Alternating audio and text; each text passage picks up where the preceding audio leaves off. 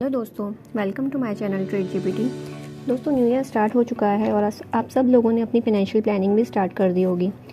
और कुछ लोग अभी डिसाइड नहीं कर पा रहे होंगे कि कहाँ इन्वेस्ट करना चाहिए, कैसे करें, कब करें और कितना करें। तो दोस्तों, चाहे आप कोई कॉलेज स्टूडेंट हो या आपकी अभी अभी कोई रिसेंट में न्यू जॉब लगी हो, हम आपको कुछ ऐसे इन्वेस्टमेंट आइडियाज़ के बारे में बताएंगे जिससे आपको अंडरस्टैंडिंग मिल जाएगी कि आपको कहाँ इन्वेस्ट करना चाहिए, जिससे आपकी वेल्थ भी अच्छी क्रिएट हो जाए और सेविंग्स भी अच्छी हो जाए।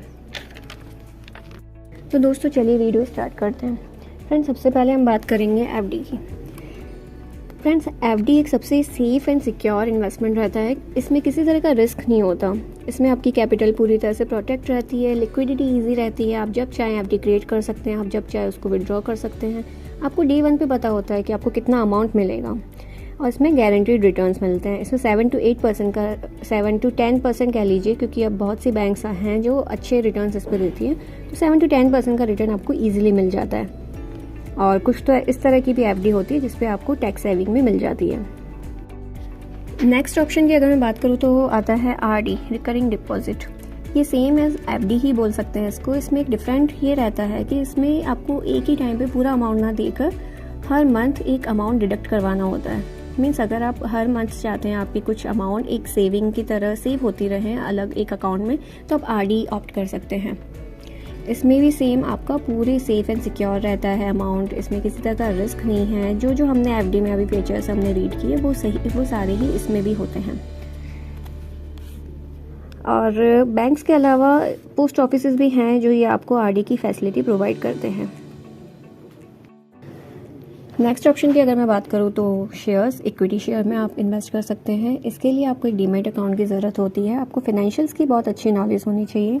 आपको रेगुलरली न्यूज़ से अपडेट रहना पड़ता है।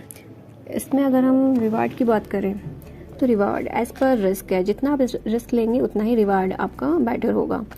इसमें मैं एक पॉइंट आपको हाईलाइट करना चाहूँगी कि कभी भी इन्वेस्टमेंट शेयर मार्केट में अगर करना हो तो अपनी ही कैपिटल से करें। कभी भी लोन लेके इन्वेस्ट ना करें, क्योंकि जब लोन पे करना होगा और अगर आपका शेयर डाउन चल रहा होगा तो आपको अननेसेसरी उसको सेल करना पड़ेगा, जो कि हो सकता है आपको लॉस में भी सेल करना पड़े। तो बेस्ट है आप अपनी सेविंग्स को एक स्मॉल अमाउंट इन्वेस्टमेंट कर सकते हैं शेयर मार्केट में, लेकिन इसके लिए आपको फाइनेंशियल्स की नॉलेज अच्छी तरीके से होनी चाहिए। बहुत से न्यूज़ चैनल्स हैं जो हमें प्रोवाइड करते हैं इन्फॉर्मेशन की किस में इन्वेस्ट करना चाहिए, कौन से शेयर में लगाएं।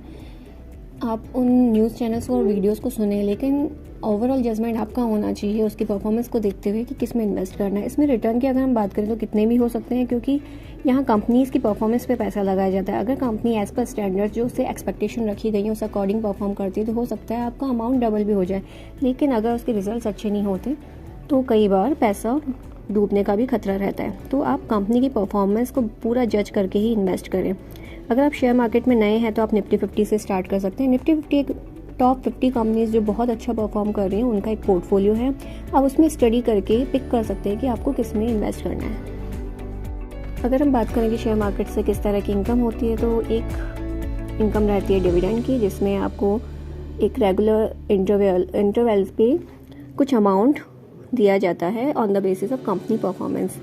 और सेकंड है ट्रेडिंग इनकम। कई लोग शॉर्ट टर्म के लिए भी ट्रेड करते हैं, कई लोग लॉन्ग टर्म के लिए इन्वेस्ट करते हैं।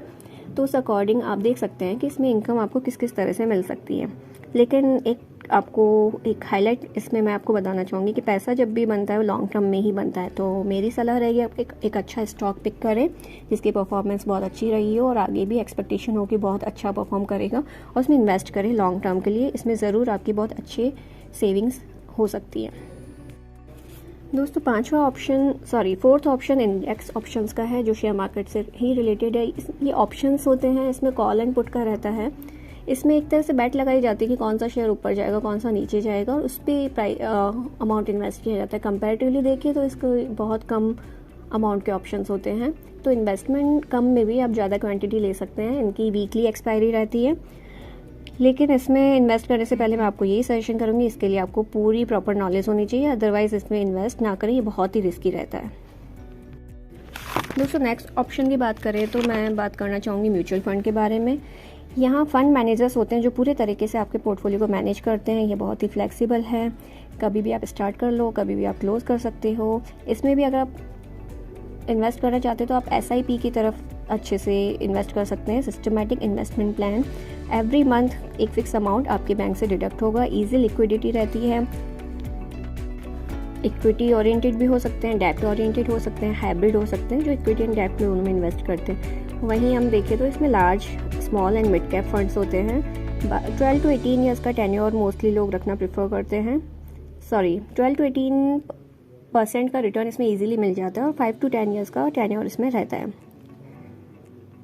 इसमें रिस्क आपका मैनेज रहता है क्योंकि यहाँ पे वेल एक्सपर्ट मैनेजर्स इस फंड को मैनेज करते हैं और रिटर्न्स भी अच्छे खासे स्टेबल रिटर्न्स आपको मिल जाते हैं।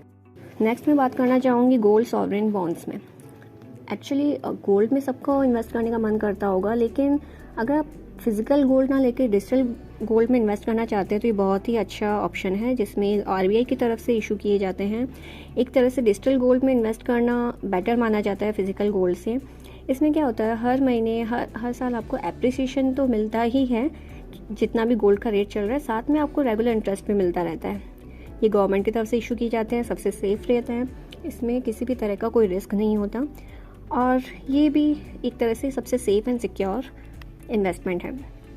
तो दोस्तों, इस वीडियो में हमने आपको डिफरेंट ऑप्शंस के बारे में बताया, इन्वेस्टमेंट ऑप्शंस के बारे में, जहां आप इन्वेस्ट कर सकते हैं। अगर आपकी किसी भी तरह की कोई क्वेरी है या आप चाहते हैं आप इनको और डिटेल में जानना चाहते हैं, आपके कोई स्पेसिफिक टॉपिक पे चाहते हैं कि वीडियो बनाया जाए, आपको और डिटेल में समझाया जाए, तो आप कमेंट सेक्शन में बता सकते हैं।